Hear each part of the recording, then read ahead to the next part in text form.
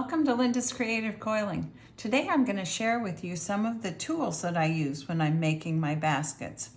The first one is a set of tools called hook and pick tools, and I find them very helpful.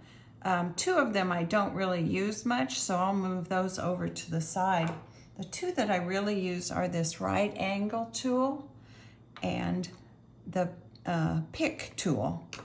And the way I use these is I use the pick tool if I happen to have thread ends that I need to poke in. It works very well for that.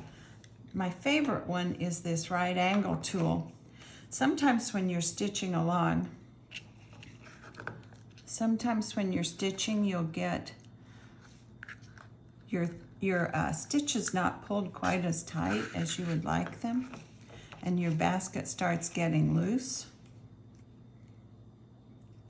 I'll take another loose stitch here. If your stitches are getting loose, the way you use this is you go back along your coil and you insert that under there and just pull and pull. You can see how much slack I'm pulling out of those stitches, and that will make my stitches much tighter. The other time I use this is if I am, let's say I've changed my mind, or if I made a mistake and I want to take out those stitches. It's great for that. You can use your tool, you can hook it under the thread, just pull it right out. I used to use my darning needle, and you don't know how many darning needles I bent trying to do that. So it's so useful for that. Makes removing stitches and changing your mind easier. The other thing that I always use is a flared copper gauge. They come in different sizes. Find these if you search online. They're called pine needle coiling gauges, and they come in different sizes. This one is a 1/4 inch.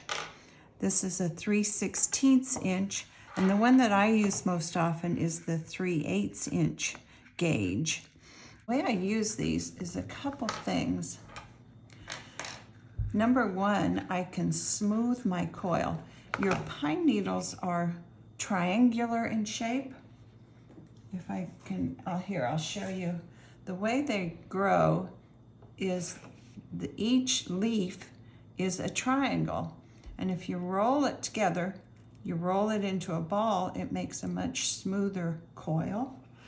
So if I use my gauge and roll it across there, it smooths out my coil and I get a smoother look.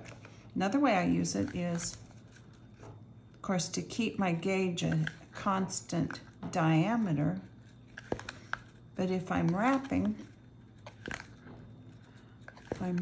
I can use it as a pusher to condense my threads, and that way it saves me. I don't get quite as many splinters that way. Another tool that I really like is just a simple piece of denim. It's just a little piece of denim, and sometimes you'll get little ends of pine needles poking out. You can use this to scrub around your basket, to break all those little ends off. You can use it anytime they start poking you, or definitely when you've finished a basket and you want to clean it up at the end. So just a simple denim. Another tool that I use is my needle nose pliers. The ones that I like are a spring action, and they have a serrated edge.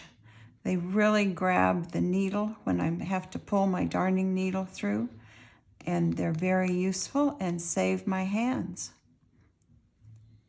So those are some of my favorite tools.